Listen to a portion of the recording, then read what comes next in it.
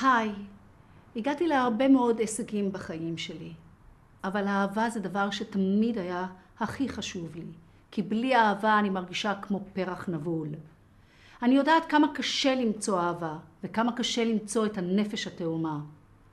הקמתי את פנינה לאב, כי אני רוצה למצוא לכם את האהבה. פנינה לאב זה אתר שונה, אתה לא צריך לשוטט. יש לך דיסקרטיות מלאה, אף אחד לא רואה את התמונה שלך.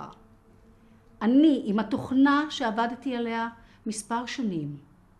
אני זאת שיחפש לך את מי שמתאים לך או לך.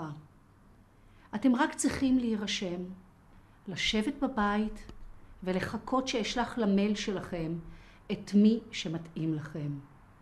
תנו לי למצוא לכם אהבה.